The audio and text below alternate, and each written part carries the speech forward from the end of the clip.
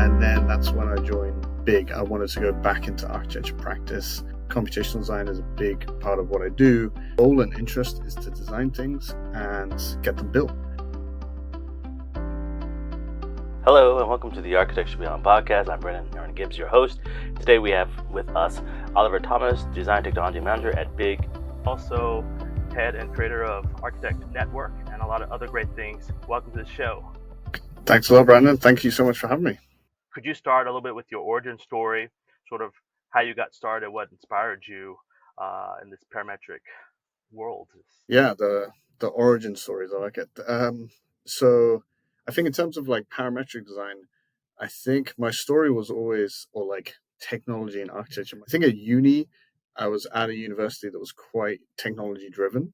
And at the beginning, they actually wouldn't let us use any computers or anything. So the first year, you couldn't use it.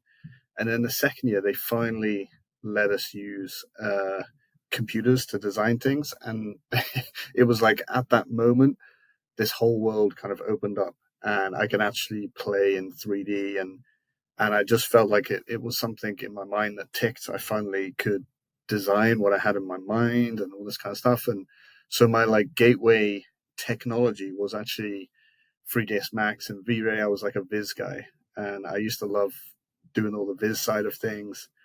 And then a few years later, I felt like I had a very computational design thinking. So like the way that I approach the design was like somewhat systematically.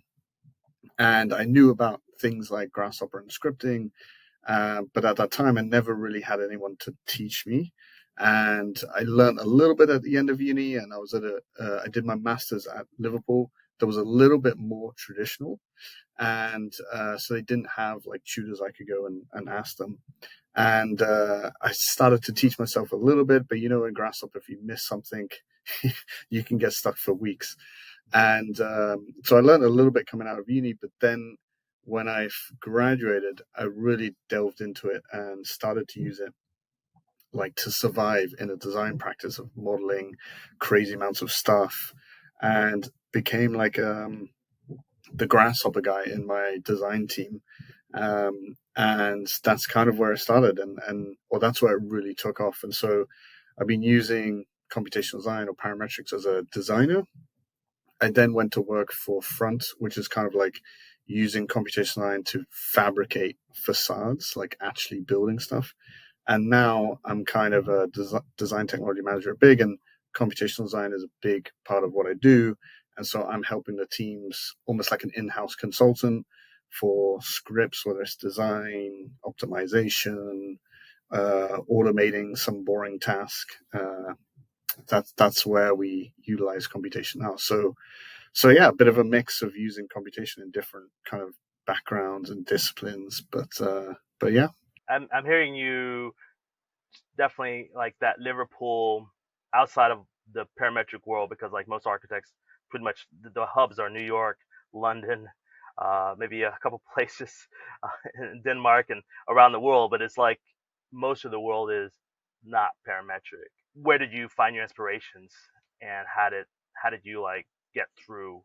I mean, I graduated my master's in 2012, and it sounds a lot longer now than it was. But like, so 2012, I mean, it was like Grasshopper was not new, but the world of online resources was more forum heavy. Of course, YouTube was around and there was like little bits here and there, but it was very unstructured, and it was actually difficult to find like a good, tutorial on Grasshopper or something like that. And so it was mainly like filtering through forums, which can be quite tiresome. Books like Otoro Tedeschi's book was like a big help for me. So you really just start to kind of teach each other. Who's that author again? Oh, that book. Like, because I was looking for like parametric design books.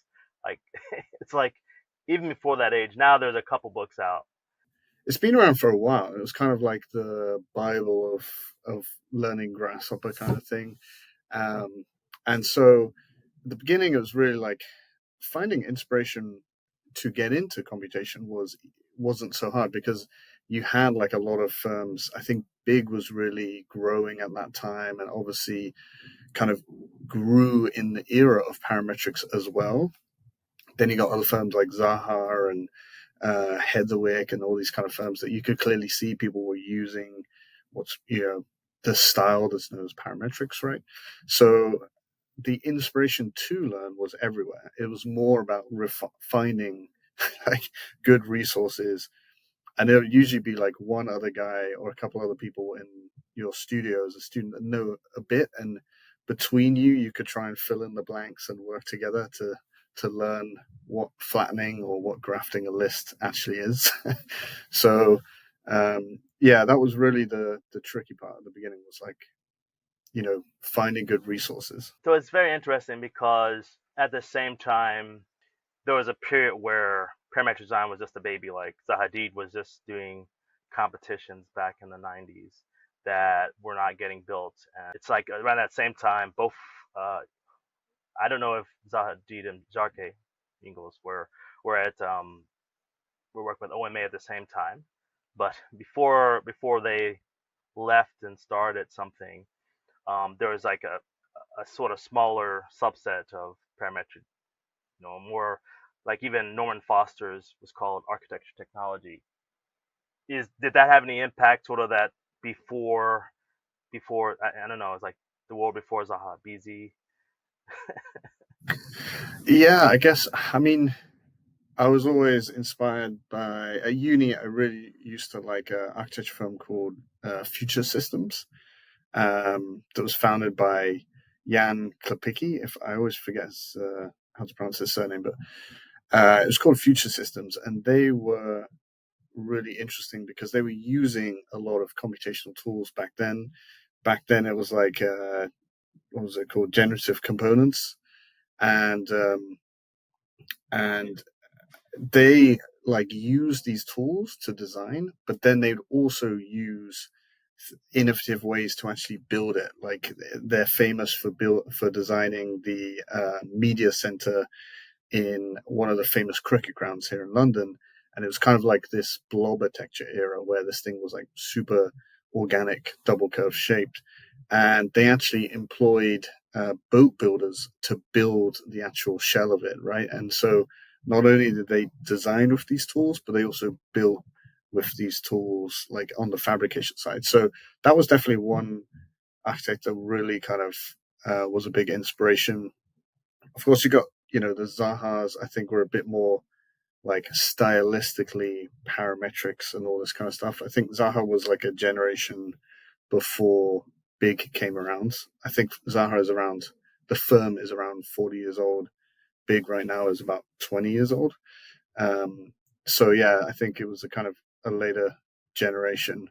And then yeah, you did see like the newer kids on the block, like the Bigs and things like that, the baby Rems come out, and of course, everyone was inspired by these kind of new playful forms that were somewhat like parametrically driven as well. So you navigated from the UK to New York. You had like a few major projects and firms that you work with. I guess, could you like talk about some of those experiences and sort of moments that sort of defined your thoughts in parametric design? As an architect, the one cool thing you can do is travel, because like it's, of course, your license is tied to a particular location, but generally architecture practices are quite global. Like here in Big, we have people from many different nationalities. Doesn't really matter what office you're in, you're going to get a mix of different people, right? And so when I did graduate, and I worked in London for a brief period, and then I managed to get a job in Hong Kong. At that time, China was booming, and the UK was like coming out of the second part of the Great Recession, and so there wasn't really much going on. So there was a lot of opportunity in Hong Kong, and a friend of mine got a job out there as well, and we were like, let's go, let's just have a bit of fun and travel. And I went to work for IDAS in Hong Kong, which was a huge design firm. And so that's where I really started to use computational design to design, like as a designer.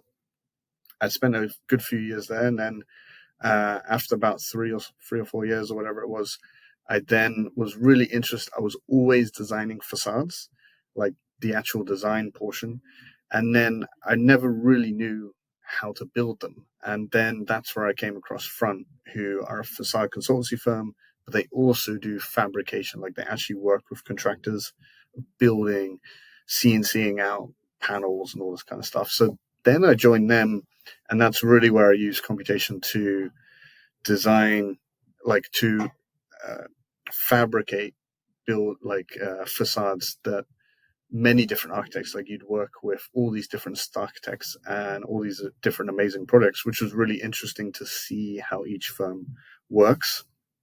And it was at that time I transitioned from Hong Kong to New York. I lived in New York for a little bit. Then my visa ran out. I came back to the UK for a bit. And then that's when I joined Big. I wanted to go back into architecture practice and, work within a practice that I was really aligned with my own design interests. And, with the skill set I had, I could help many people and many projects in the office. So, which is what I do now. And I joined them in New York. And 2 years ago, I moved here to the London office. So, yeah, I was abroad for about 9 years, and then I've been back for the last two. You talk about that time with Front and also Big, and we definitely want to talk about that experience with Big. I think that is definitely a major leader, if not the leader, with parametric design today. What's the difference between like there's probably a lot of offices and computational designers or computational firms that aren't explicitly architecture. What's the difference between something like a Front and a Big? Front is like I say, it's a consultant, right? So they specialize in the facade only. They design the facades and then they fabricate them for the contractors and things like that. And in some ways, I mean, the big difference is they're not designers, right? They usually receive the design and make it happen. But in some cases, actually, Front would like sort of co-design facades with the architects because they can input like their knowledge of what can and can't be done with facades. I think the interesting thing when you transition to the consultant side, and particularly like you get closer to the actual building process, is one, you find out how stuff is actually built and how difficult it is to fabricate, make double curve panels and all this kind of stuff. Um, and whilst you kind of put down the design side, you pick up this whole new world of like literally the nuts and bolts of how these things work. And that can be super interesting, particularly from a computational point of view, because you're no longer doing like the broad strokes brush idea. You're doing nuts and bolts with computational design. So I think that's what's really interesting. And you do get a lot of firms like, or a few firms like Front, where there may be structural engineers that are super computational driven. Front is a facade consultancy that's super computational driven.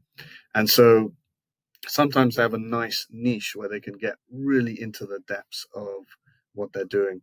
Whereas in Big, it's much more of a broad way that we use computational design. Of course, it's on the design side, so it can be, very broad design strokes. But we, do sometimes get down to like that detailed level of facades and things like that. Not quite to nuts and bolts, but a few stages before that.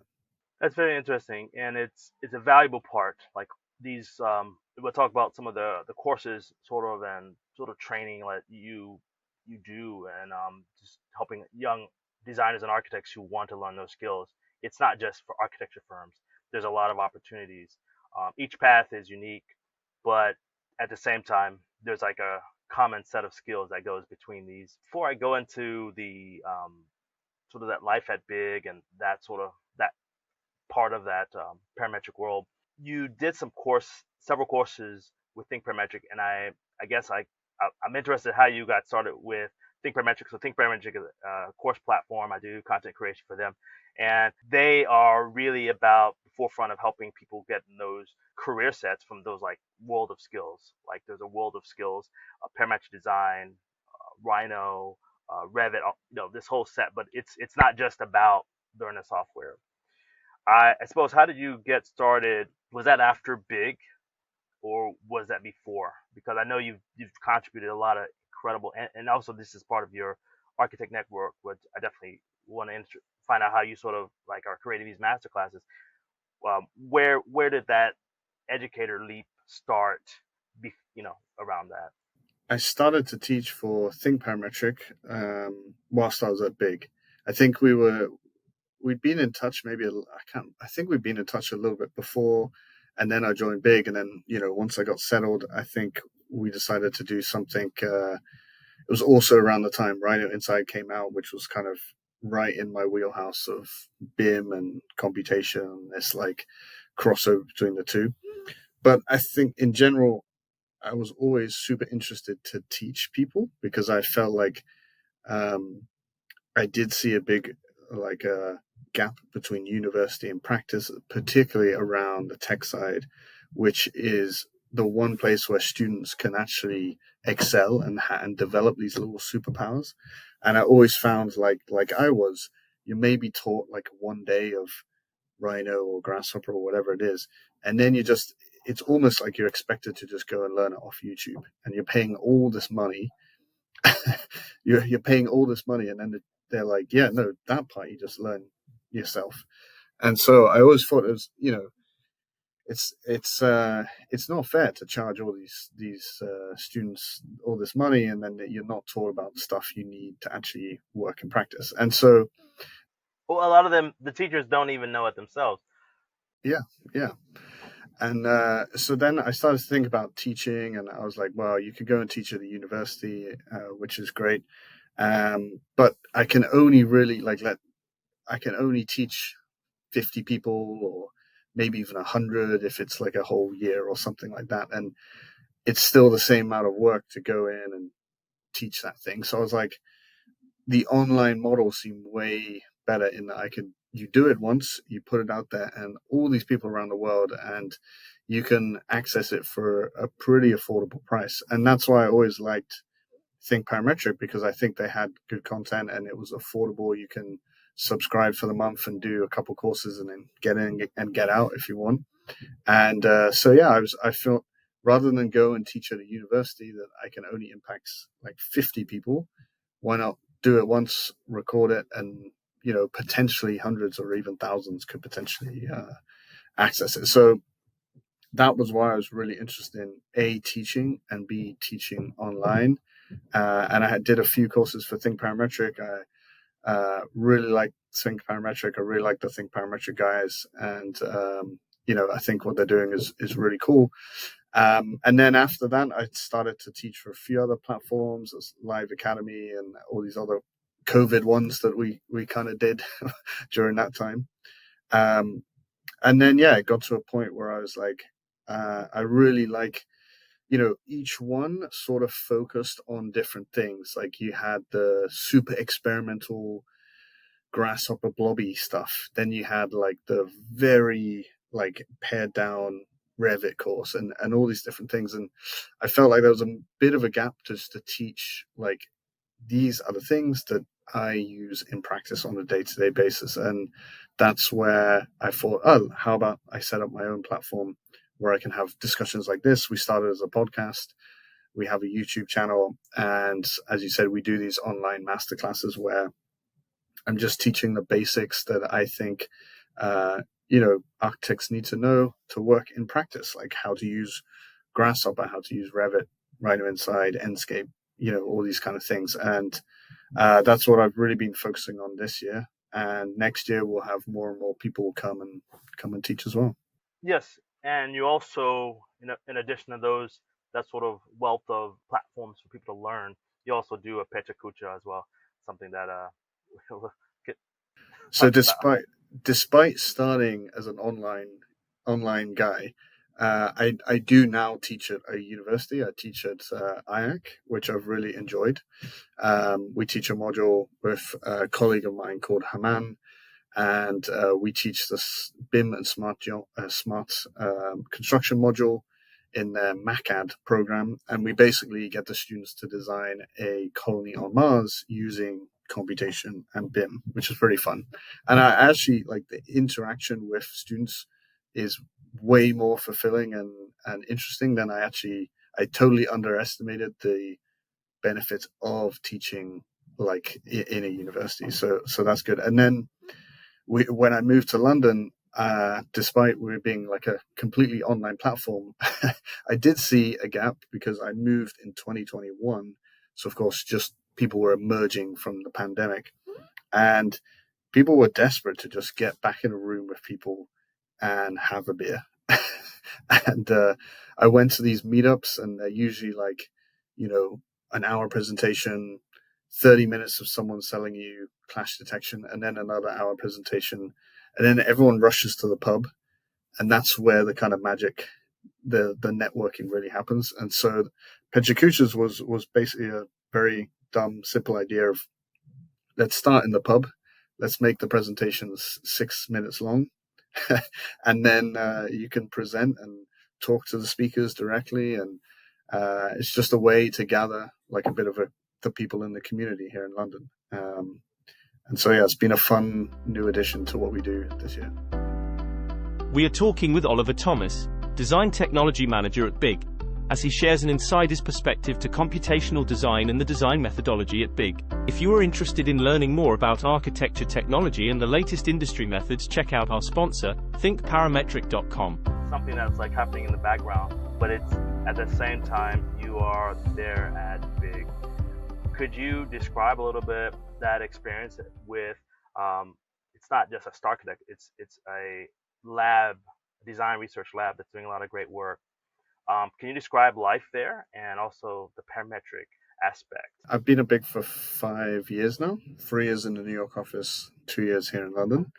I mean, I think the secret sauce to BIG is often like it's the culture that they've kind of built here. I think it's, you know, amazing people, super, super nice and friendly culture.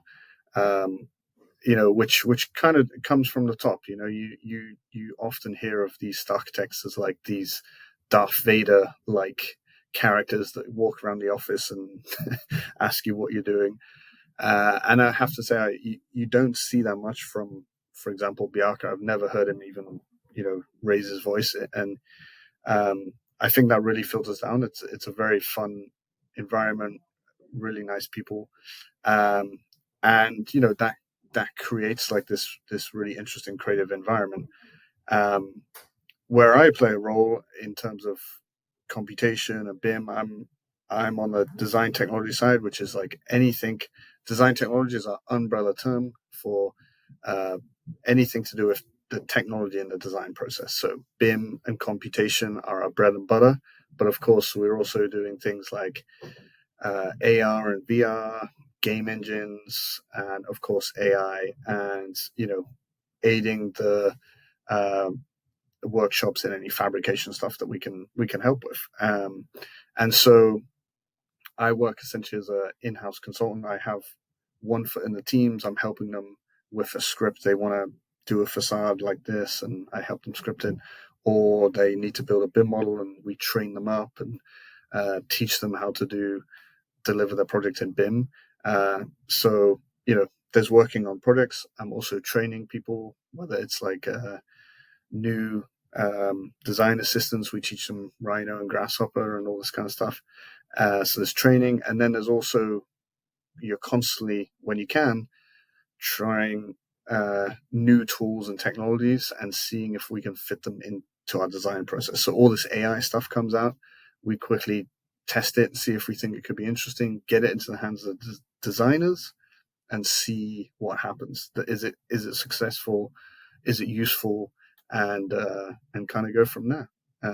So yeah, I'm really juggling like, you know, a bit of, it's mostly project work. We're also not a firm that is like a R&D heavy in terms of design technology.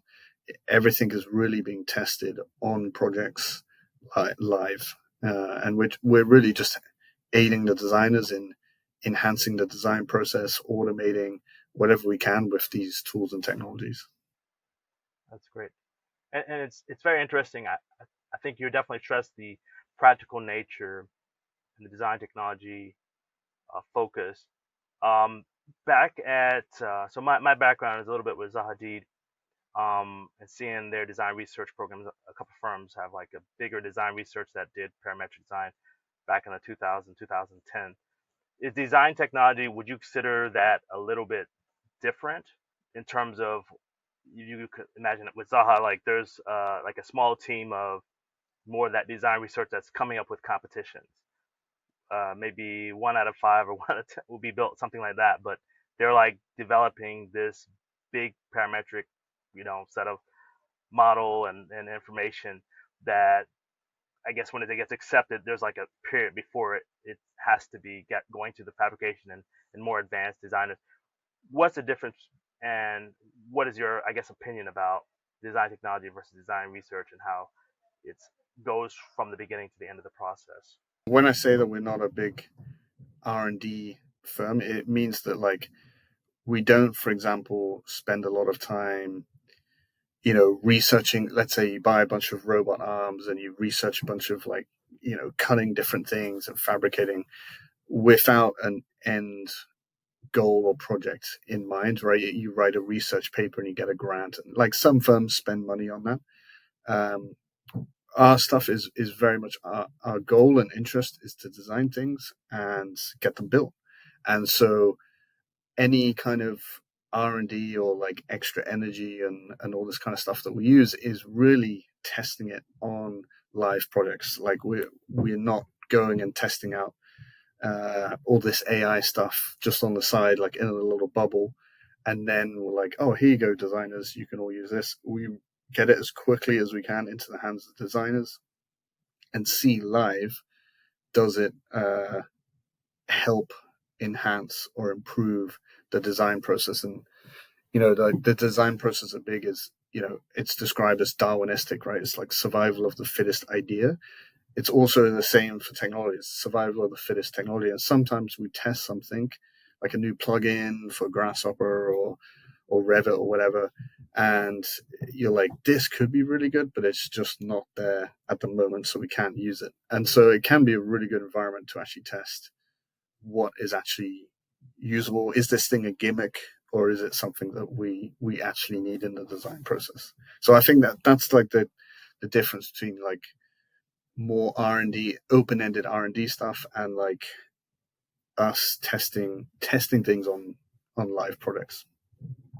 I like that, and I think that's a good distinction, because it's like you're validating with a live project. That means that you're dealing with clients and client teams and finding how the technology can be valuable, versus alternate that after grad school, a lot of kids, really talented designers, they're like, what do I do with my design? Do I just test that technology? But I love that, even with the Think Parametric focus.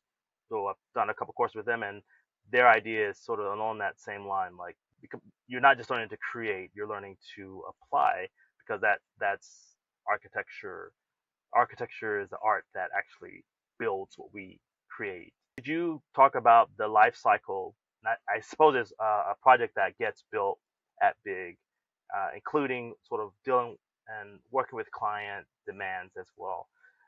How does that parametric design and design technology, how does that incorporate and come through the process? In terms of like how is computational design used throughout the life cycle of product, it's of course it goes with the stages, right? So like stage one is concepts. That's at the beginning you've got like 100 ideas and you're testing them, and so we might be using computation or parametrics at that point to test a bunch of different ideas or generate a couple of the 10 options the team is developing.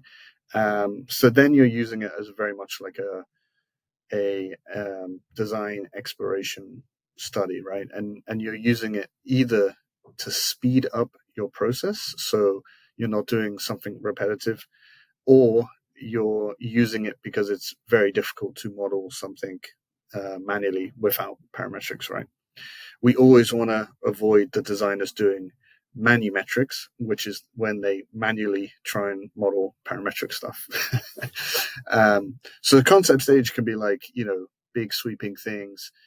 Could be like a building script, a facade script, something as simple as just getting the areas from massings and things like that.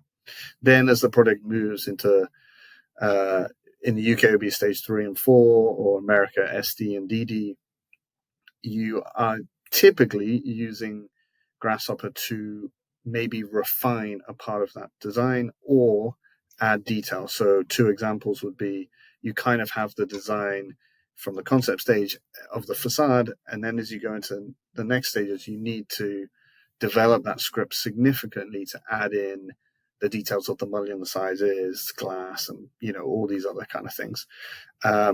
Or it could be like the panelization. You kind of, in concept, it's not perfect, but it's enough for the renders and all that kind of stuff. In SD, you now need to use that script to refine it in a detailed way. So again, it's more maybe optimization.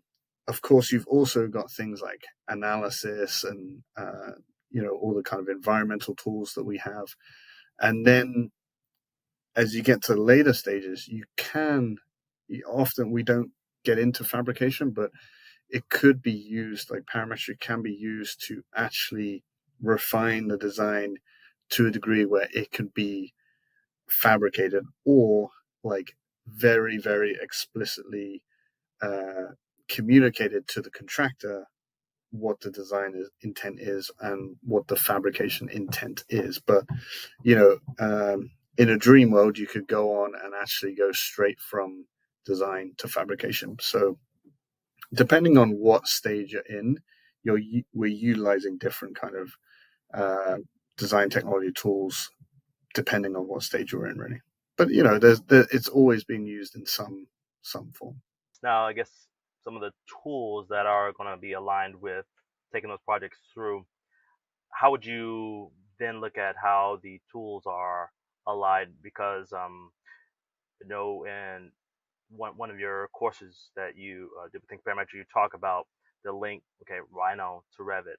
Like a lot of projects are being finished with Revit, but that Rhino component maybe some people don't get. And then it's the app, the Grasshopper, it's the Dynamo. Can you sort of talk about the tool component to that process? Like as you go through those design stages, right? Rhino is our design world, is our design platform. That's where we're free to explore different options and different forms very quickly, very accurately. And, we can also use the computational firepower of Grasshopper. Once any project, a big, that goes out of concept and into schematic, then starts to transition into Revit, because that is where we document the building and we deliver our kind of serious drawings, our plans and elevations and details and all this kind of stuff. But that doesn't mean that the Rhino model dies at that point. There's always like a parallel design model in Rhino and a documentation model in Revit. And this is, of course, where Rhino Inside is really powerful, in that we can use Grasshopper as a bridge to go back and forth between the two. And so Rhino is always there. And like, let's say we're much later into a project, of course, the Revit model becomes the source of truth. That's where the model is kept up to date and it's all up there. It's all accurate. But there may be certain things that the teams are studying. So like the materiality of the facade, or like what does the lobby look like? And they may be iterating through a lot of designs. That's where they maybe go back into Rhino world, where you can iterate on those things much quicker. And then once they've made a design direction, like they've chosen a direction, they then implement it back into Revit. So it's always like this back and forth between Rhino and Revit. And you have all these other like plugins that are coming in, whether it's visualizing in Enscape or Twinmotion, and using other things along the way. But this is where Grasshopper is quite powerful for us to transition from that documentation space and that design space. Well, that's very interesting, and sort of how that really connects. Looking at the projects themselves, I'm not sure about how many projects you've seen go from beginning to end in your current tenure with London, but when you Beginning see the project to construction. beginning to construction, like what is your comments after seeing something that you helped start or started, like you worked on, and how it actually turned out? What are some projects and some experiences that think work really well, or some opinions on those? I'm now, since because I've been here 5 years now, I'm now at the point where there are a bunch of projects that I've worked on that have got built or are getting built or finished. Of course, that's always a super special experience for any architect. I haven't had the opportunity to ever visit many of the buildings that have been built, um, which is definitely sad. I need to go and exactly. The problem is I keep moving from the country, and then like it gets finished, and I don't go back. Um, but yeah, there's a few projects are big now that I started on and that have been built, and I think one of the things from the ones that have worked on a big is that they're seeing the process from beginning to end. The core idea and concept is still there when it gets constructed, and that's often very rare. Like a lot of things usually get deleted or VE'd out of projects, and what started off as really cool projects is now just a box. And so, so I think I'm always in admiration of the design teams and the that work tirelessly on these projects and um, maintain the design by coming up with 5 different solutions to this problem that is going to kill this part of the design. Here's one solution that works and is affordable and is doable, but also the strength of the actual story and the why behind the project is so important, because when you're in those later stages, that is what keeps the essence of the product. And actually, like one thing I have noticed with compared to other firms is like, of course, Big is famous for our design process and like the big diagram, right? The story behind the project of why, right? Why is it that shape? It's like the building is not this shape because it's just interesting. The building is that shape because it's performing in an interesting way, and there's like a core reason behind it. And when you look at a lot of our buildings, like there's a big gesture and movement in the massing, but the rest of it can be quite straightforward. Like we don't do a lot of crazy complicated facades, for example, whereas you see other architects doing quite simple massing but very complicated facade. And the first thing that any project gets VE'd is the facade. And so once that's gone, you've got a very simple building. So there is something in like having a strong narrative, having a strong like form that's driven for some reason. It's not just a shape. And that's what sells the project at the beginning. And that's the DNA that you can't get rid of when you build it, because that's the whole point of building it. Like the ski slope project in Copenhagen, uh, you, know, you can't get rid of the ski slope part. Otherwise, it's just a slopey building, and that is the essence of what kind of sold the clients on that project. So I think there's something really in the storytelling side and the why behind a project. Could you name your top top first 2 projects that you have uh, at Big that you would Like say is my ever, favorite? or that I've worked on. Well, yeah, like even one that you worked on and one that you just really admire. For sure, Copenhagen has got to be up there, like the ski slope project. I think that sums up the essence of like every architect's dream of being an architect, is like you build this idea that completely uh, changes the people around it. Now you can ski in the middle of Copenhagen. The fact you can turn like potentially one of the most boring buildings ever, a recycling plant, into like a ski slope where people can come and go hiking, go climbing, ski down it, and you can turn this incredibly boring building into something incredibly interesting. To me, sums up the whole essence of architecture. So that for sure is one of my favorite products. Favorite products that's been built. I think the Wildflower Studio in New York is just being built right now. I mean, that's pretty cool. And when it's the first film studio, one of the first film studios where they actually have like stacked studios, which is quite cool. So yeah, I think that was a pretty cool product. That's I think is almost built. I've seen several big projects in New York, but it's funny how you can always use iconic. It's not just a shape, but you can remember it with a shape. I guess that's the power of the diagram. I guess you could talk about what's going on with Architect Network and anything what's your major initiatives and what are you seeing, as well as AI. You can separate those up, but because I think you gave me a lot of great points about why AI is important. So I mean, with ATN right now, I think, well, ATN and me personally, I think you'll see a lot of the most recent podcasts are AI driven, because we're in a crazy time of all this AI stuff going on, and I'm still trying to make head and tail of it myself. And just having conversations with people are really powerful. And the other thing we're really interested in is Unreal. I think there's Unreal and AI are two spaces. So game engines and artificial intelligence are two areas I really think are going to play a big role in the future of the AEC industry. And you'll see soon we'll be releasing more courses that are AI orientated. We've got Will Gardner that's going to be doing an AI masterclass.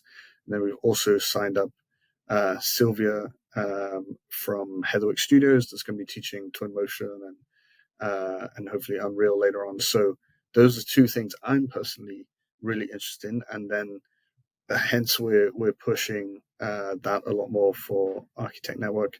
Our last Pechacucha was on the metaverse, which was really like game engines, and it was incredible. Everyone was using Unreal in some way and in some different way. Like some people were building cities in the metaverse, some people were using it for like real world project applications of AR and VR and all this kind of stuff. Others were doing housing configurators with it. Like it's an incredibly powerful tool. And I do think we're in an era where everyone's like FOMOing over AI stuff. But actually at the same time, the stuff that's going on in Unreal is unreal, to use a cheeky pun. well, because there's so many people interested in being more with emerging firms like Big, what would you advise young designers who have some of that skill set or interest before they're like, oh, you can join this team and really contribute? I've always my suggestion is, especially for young architecture students, is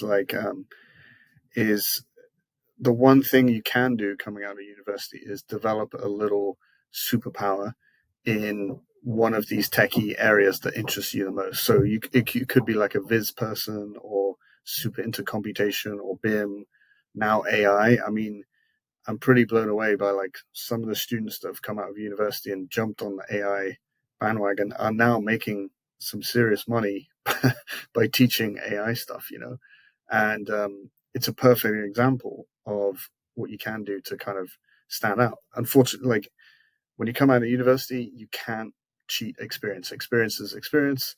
You can't cheat it. It just happens over time, right?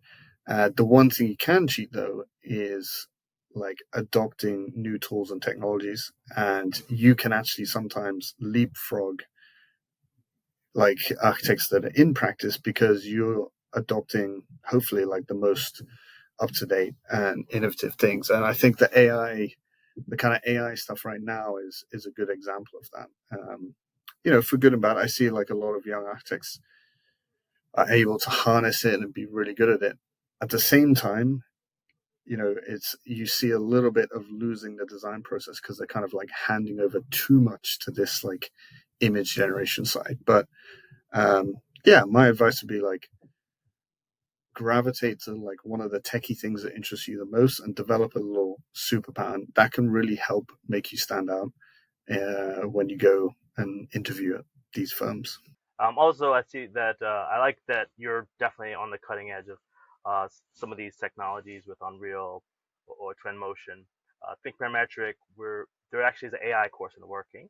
I know they do some certification courses, but I also like the course you did with like Inkscape.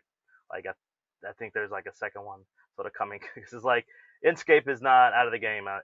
They allied with V-Ray. Yeah, exactly. I think but they're all like pushing. It's good, right?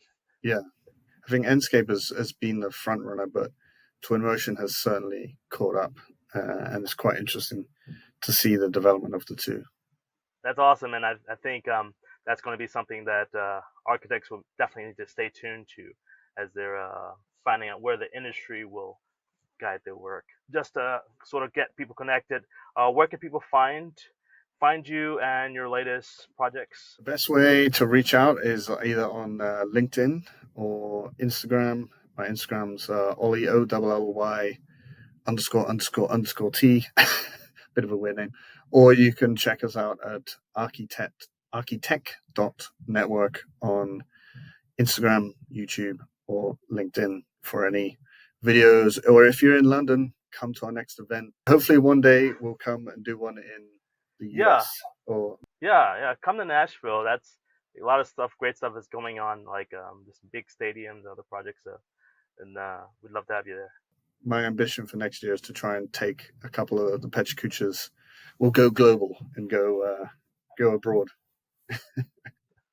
That's awesome. Thank you, Oliver, for interviewing and sharing your story with Parametric Design, with Big, and the latest things happening in the industry. Again, we'll have those links in the episode description. Thank you, audience, for joining us with Architecture Beyond, and we'll see you in the next show. Thanks a lot. Thanks for having me. It was informative hearing insights in this episode from Oliver Thomas, Design Technology Manager at Big, and his insights into their keys for effective computational design. If you are interested in learning more about architecture technology and the latest industry methods, check out our sponsor, thinkparametric.com, and check out the Think Parametric newsletter this week in architecture. Join us for our next episode as we examine the role of health and fitness possible as a designer with fitness and health expert Kempson Onadeko. Be sure to check it out. This has been Brandon and the Architecture Beyond crew. Catch you in the next episode.